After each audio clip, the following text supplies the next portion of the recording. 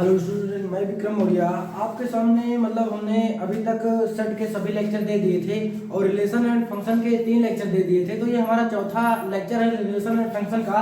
और भी हमारे कई वीडियो जैसे 2x2 क्लास की इनवर्स याद करने की शॉर्ट ट्रिक मैट्रिक्स में शॉर्ट ट्रिक वो भी वीडियो अपलोड है यूट्यूब पे। वीएम क्लासेस सलोन सर्च करके आप देख सकते हैं।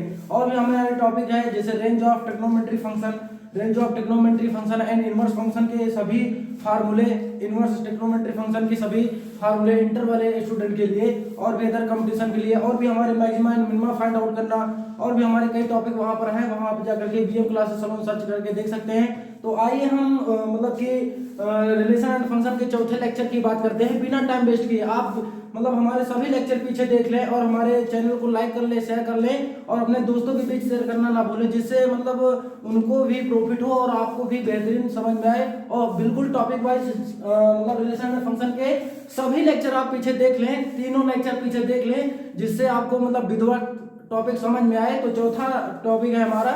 सबसे पहले इस पर बात करते हैं। हमारा छूट गया था फलन का प्रांत ज्ञात करना। तो फलन का प्रांत, सहप्रांत तथा परिसर। हमने रिलेशन में बताया था कि प्रांत, सहप्रांत, परिसर क्या होता है, उसको भी देख लेंगे और इसको भी देख लेंगे तो आपका जो कॉन्सेप्ट होगा डबल क्लियर हो जाएगा। तो आइए बिना टाइम वेस्ट किए आपके सामने बात करते हैं। तो फलन का प्रांत, सहप्रांत और परिसर, इसे इंग्लिश में बात करें तो इसे डोमेन कहते हैं। फलन का डोमेन है, प्रांत डोमेन है, और सहप्रांत कोडोमेन है, और परिसर रेंज है। इंग्लिश मीडियम से थोड़ा पढ़ना जरूरी है क्योंकि टाइम देखिए, English medium is very important. तो यदि if f such that a tends to be, एक फलन है, कोई फलन है ए बी पर एक फलन है, ए समुच्चय बी पर एक फलन है, तब क्या करा, पॉइंट फर्स्ट आपके सामने है, समुच्चय ए को फलन का प्रांत कहते हैं। ए के जितने एलिमेंट होंगे वही उसके क्या होंगे भैया, प्रांत होंगे। ए के वही एलिमेंट क्या होंगे, प्रांत होंगे। दूसरा कॉन्सेप्ट क्या है, समुच्चय बी के फलन एफ का सहप्रांत कहलाता है। जो बी वाले एलिमेंट होंगे, ये वाले एलिमेंट वो क्या होंगे, सहप्रांत होंगे। और उसके बाद तीसरा क्या है, परिसर, रेंज क्या होता है, समुच्चय बी के उन अवयवों का समुच्चय बी के उन अवयवों का समुच्चय जो ए के अवयवों के प्रतिबिंब हैं, जिनका रिलेशन है। प्रतिबिंब क्या होता है भैया, रिलेशन। ए वाले का किन किन से रिलेशन है, ए वाले का किन किन से रिलेशन है। अभी हम एग्जांपल में भी बताएंगे आपको, वहां भी हम सिखाएंगे। खाली हम आपको थ्योरी में समझा दे रहा हूँ, ठीक है भैया। तो थ्योरी आपको खाली समझ लेना है, नहीं आई तो कोई टेंशन नहीं, एग्जांपल से समझ में आ जाएगा। एफ का परिसर या परास या रेंज कहते हैं। तो अब हम इसके और भी कॉन्सेप्ट को बात करते हैं। तो आइए हम बात करते हैं। तो परिसर क्या है, इसमें हमने अभी बताया कि आपको फलन में डोमेन क्या होता है, कोडोमेन क्या होता है और रेंज क्या होता है। तो अब यहाँ पर नोट पॉइंट ये रखेंगे, हमने रिलेशन में भी बताया था, आप पीछे वीडियो देख लें। मैं बार बार आपसे रिक्वेस्ट करता हूँ कि आपको टॉपिक एकदम बिल्कुल समझ में आए। जब आप पीछे सभी लेक्चर हमारे देखे रहेंगे, सेट के सभी लेक्चर आप देख सकते हैं, प्ले लिस्ट में अपलोड है।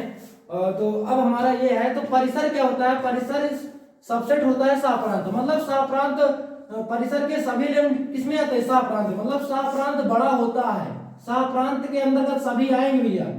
परिसर किसके अंदर आएगा, सहप्रांत के अंदर, ठीक ना। आप रिलेशन में भी जाके हमारे वीडियो को देख सकते हैं। अब जब से कृमित युग्म द्वारा फलन की व्याख्या, जैसे जब ऑर्डर में दिया हो, जैसे 1, 2, 3, 4 ऐसे फॉर्म में दिया होगा, ये कृमित युग्म फॉर्म कहलाते हैं। ऑर्डर्ड पेयर, इसे इंग्लिश में कहते हैं ऑर्डर्ड पेयर। जब इस रूप में होंगे तो इनमें हम कैसे उनको ज्ञात करते हैं प्रांत को। तो याद रखना है खाली कॉन्सेप्ट आपको कि प्रथम अवयव का, कि कृमित युग्म के प्रथम अवयव का समुच्चय वो क्या कहलाता है, प्रांत कहलाता है। प्रथम अवयव का समुच्चय कृमित युग्म के, जैसे 1, 2, 3, 4, तो ये पहले एलिमेंट ये क्या होंगे, हमारे प्रांत होंगे। उसके बाद एफ का परिसर, कृमित युग्म के द्वितीय अवयव का समुच्चय। कौन सा एलिमेंट भैया, द्वितीय एलिमेंट, दूसरे अवयव जो होंगे वो क्या होंगे, परिसर होंगे। अब इसके बाद ये हमारी फलन की डिफिनेशन, फलन में प्रांत क्या होता है, सहप्रांत क्या होता है और परिसर क्या होता है, ये व्याख्या थी। अब हमारा एक दो है equal set, equal function, sorry, ठीक ना, इक्वल फंक्शन, समान फलन।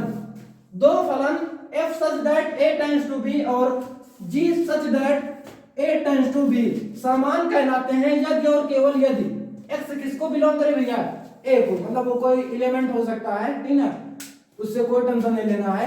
तो x बिलोंग्स टू ए, तो f का प्रांत बराबर g का प्रांत। अगर f का प्रांत जो है भैया अगर g के प्रांत के बराबर है और f का सह प्रांत बराबर g का सह प्रांत, तब इस स्थिति में fx इक्वल क्या होगा, gx होगा। मतलब दोनों फलन आपस में क्या होंगे, समान फलन होंगे। अब इनके हम एग्जांपल में बात करते हैं।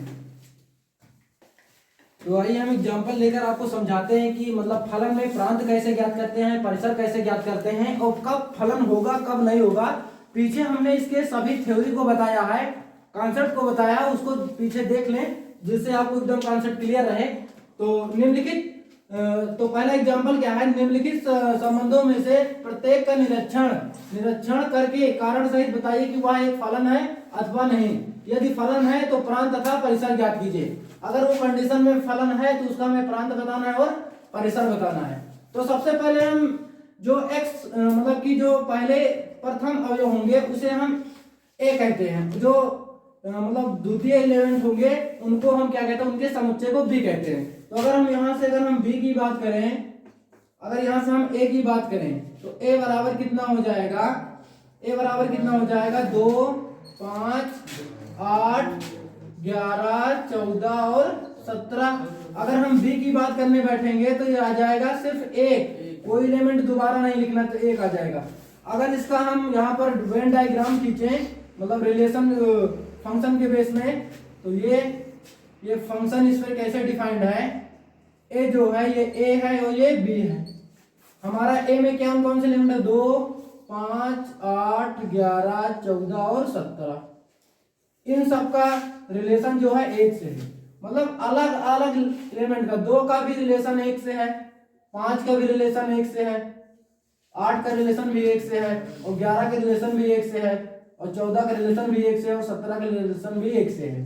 मतलब अलग अलग एलिमेंट का एक ही अलग अलग एलिमेंट का एक ही इमेज हो सकता है फलन में। मतलब अलग अलग एलिमेंट है, 2 है एक से है, 5 का है एक से है, लेकिन अगर एक ही एलिमेंट का 2 से होता, जैसे मान लो यहाँ पर भी 5 होता, अगर एक का इससे भी रिलेशन हो जाता, 2 की इमेज एक भी हो जाती और 2 की इमेज 5 भी हो जाती, तो ये फलन के अंतर्गत नहीं आता। इसका कॉन्सेप्ट थ्योरी सब आपको बताया गया है तीसरे लेक्चर में, आप वहां पर देख सकते हैं। तो ये फलन है क्योंकि अलग अलग एलिमेंट का एक ही एलिमेंट से इमेज हो सकता है भैया। तो अतः ए जो है ए समुच्चय ए, अतः समुच्चय ए, या मतलब R1 जो है शॉर्टकट में लिख दें, अतः जो है R1 जो है फलन है लिख सकते हैं। अगर रीजन पूछ रहा कारण सहित बताइए तो मतलब प्रत्येक अलग अलग एलिमेंट का एक ही एलिमेंट से इमेज है, ठीक है, ये लिख देंगे R1 फलन है। तो ये आपको पहला क्वेश्चन समझ में आया होगा। अब इसके बाद पूछा फलन का प्रांत तथा परिसर ज्ञात कीजिए।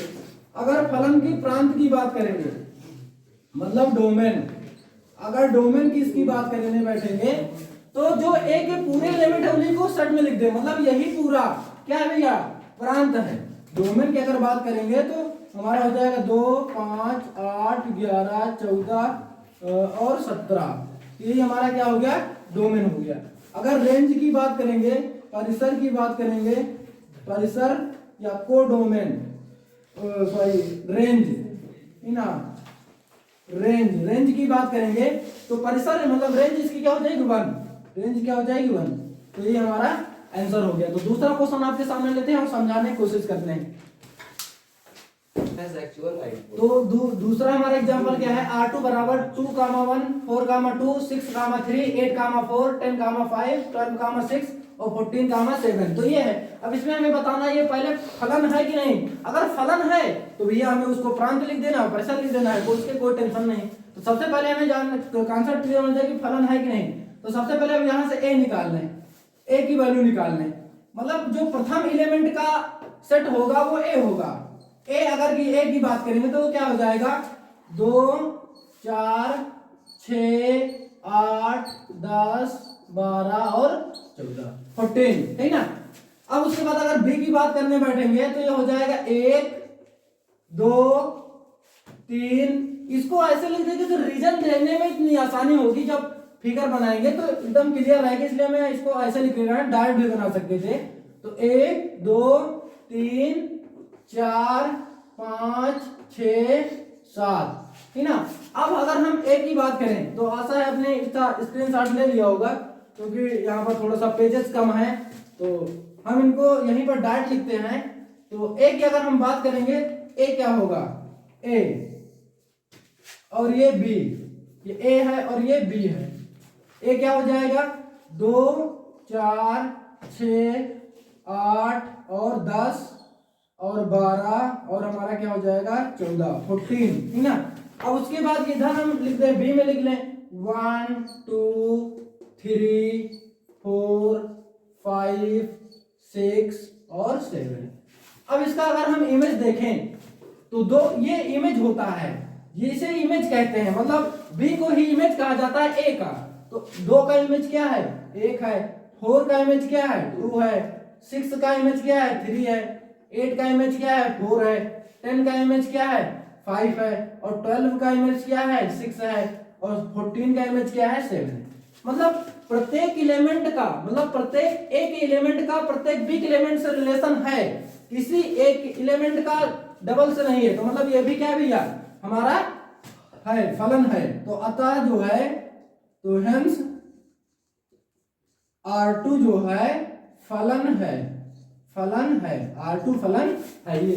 अब इसके प्रांत की बात करेंगे तो ये पूरा प्रांत हो जाएगा, ये क्या, क्योंकि इधर कोई छूट नहीं रहा। अगर कोई छूट जाता तो उसको रेंज से हटा देते, क्योंकि हमें पता है कि परिसर जो होता है, रेंज जो होता है, सबसेट होता है कोई डोमेन का। तो अगर हम यहाँ पर प्रांत की बात करेंगे, प्रांत ए, प्रांत की बात करेंगे, प्रांत ऑफ फंक्शन की बात करेंगे, तो यहाँ पर क्या हो जाएगा 2 4 6 8 10 12 और 14 14, इन्हीं का सेट जो है ये हमारा प्रांत है। अगर परिसर की बात करें तो ये हमारा हो जाएगा परिसर। तो आशा इसका स्क्रीनशॉट ले लिया होगा आपने।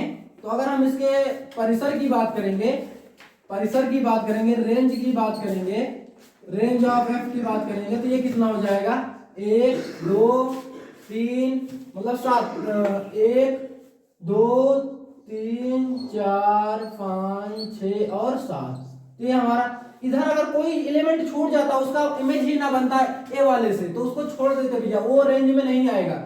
वो पूरा मतलब बी वाला पार्ट की पूरी की बात करें तो इसी को सहप्रांत भी कहते हैं। तो ये सेकंड एग्जांपल भी आपको समझ में आया होगा। एक एग्जांपल और लेते हैं, फिर आगे टॉपिक पे चलते हैं। अगर हम यहाँ पर ए की बात करेंगे तो ए की वैल्यू कौन कौन सी है, 1 और 1, मतलब डबल बार लिखना नहीं है, 1 2, और बी की वैल्यू क्या है 3 और 5, ये है। अगर अब यहाँ पर हम ग्राफ इसका ड्रा करेंगे, ठीक ना, मतलब इसका हम फलन के बेस में ग्राफ ड्रा करें तो ए और ये बी। अब यहाँ पर ए में कौन कौन से एलिमेंट है, 1 है और 2 है, इधर बी में कितने हैं, 3 है और 5 है। अब एक का इमेज क्या है, 3 है, यहां से इमेज समझते हैं, मतलब एक का इमेज क्या है 3 है, एक का इमेज 5 है, एक का इमेज 3 है और एक का इमेज क्या है भैया 5 है, और उसके बाद कह रहा है 2 का इमेज 5 है, 2 का इमेज 5 है। अब हमने देख लिया भैया एक का ही 2 इमेज हो गई, एक की ही 3 भी इमेज है और 5 भी इमेज है, जो कि फलन में ये इसे फलन नहीं कहा जाता, ठीक है भैया। तो अतः जो है मतलब एक के ही 2 इमेज पॉसिबल नहीं है, ठीक है, फलन में एक के 2 इमेज पॉसिबल नहीं है, एक का 3 भी इमेज है और एक का 5 भी है। तो अतः R3 जो है, R3 फलन नहीं है, फलन नहीं है, और जब फलन नहीं दिया इसका प्रांत परिसर नहीं देंगे। तो अब हम इसके और एग्जांपल पे बात करते हैं। तो ये एक एग्जांपल और है हमारा, कभी कभी फंक्शन ही पूछ लेता है और रिलेशन मतलब दिया है, जैसे कह रहा है यदि r = 1, 1, 2, 3 और 3, 5 और 4, 7 जेड से जेड में एक रैखिक फलन है। जेड से जेड मतलब जेड क्या भैया, इंटीजर नंबर, इंटीजर नंबर, और इंटीजर नंबर क्या होती है आपको पता है, इंटीजर नंबर मतलब +-1 +-2 और इसमें 0 भी होता है, +-3 +-5, ये सब हमारी इंटीजर नंबर है, जेड है, ठीक ना। ये पॉजिटिव भी होती है नेगेटिव भी होती है। तो खैर यहाँ पर क्या बात कर रहा है, कह रहा है कि जो फलन है, जो फलन है वो किस पर परिभाषित है, जेड से जेड पे परिभाषित है। कॉन्सेप्ट का मतलब ये है, कह रहा है कि f such that z z tends to z, मतलब जेड फंक्शन फलन जो है वो जेड जेड पर ही परिभाषित है। कह रहा है एक रैखिक फलन है। रैखिक फलन का मीन्स क्या होता है, लीनियर फंक्शन का मीन्स क्या होता है, जिसकी मैक्सिमम पावर एक हो, जिसकी मैक्सिमम पावर एक हो उसे हम क्या कहते हैं, रैखिक फलन। तो हम मान लेते हैं अपनी तरफ से, माना एफ एक्स इज इक्वल, हमने एक फंक्शन लेट कर लिया ए एक्स प्लस बी, ये हमारा रैखिक समीकरण है क्योंकि एक्स की मैक्सिमम पावर यहाँ पर कितनी है, 1 है। अगर यहाँ पर हमारा ऐसे होता है F X is equal A X square plus B X plus C, तो इसकी एक्स की मैक्सिमम पावर कितना है, 2, तो ये द्विघात समीकरण होता, 3 होता तो इसकी मैक्सिमम पावर, तो इसे त्रिघात समीकरण कहते हैं। तो इसका भी हम लेक्चर बताएंगे, लेकिन यहाँ पर हम इसको कॉन्सेप्ट को ध्यान में रखते हुए डायरेक्ट इसी बात करते हैं। रैखिक फलन क्या होता है, जिसकी मैक्सिमम पावर 1 हो। रैखिक फलन किसे कहेंगे, जिसकी पावर मैक्सिमम पावर कितना हो, 1 हो। अब अगर हम f इज इक्वल, अगर f x इज इक्वल 1 ले लें, तो 1 ले लें, तो यहाँ पर अगर हम 1 रख देंगे तो 1 x की वैल्यू 1 प्लस b, तो f1 ये हो जाएगा a प्लस b। अब इसके बाद fa की वैल्यू कितनी है, मतलब एक का इमेज कितना है, 1 है, तो fa की वैल्यू कितनी हो जाएगी, 1 हो जाएगी, या जाएगा a प्लस b बराबर कितना हो जाएगा, 8। इक्वेशन इसको क्या मान लेंगे, फर्स्ट मान लेंगे, इसको कोई इक्वेशन मान ले, मान लो हमने कैपिटल ए लेट कर लिया, ये a प्लस बी बराबर इतना आ गया। अब यदि, अब इस पे आ जाए, यदि x इज इक्वल कितना हो, इफ x इज इक्वल, यहाँ पर क्या लिया थे, यदि x इज इक्वल 1, और यहाँ पर यदि x इज इक्वल 2 हो, यदि x इज इक्वल 2 हो तो अब यहाँ पर रख दें, तो यहाँ पर इसमें तो f2 इज इक्वल, यहाँ पर रख देंगे तो a into 2 plus b, a into 2 plus b, तो इसको हम अगर सॉल्व करने बैठेंगे तो f2 is equal 2a plus B.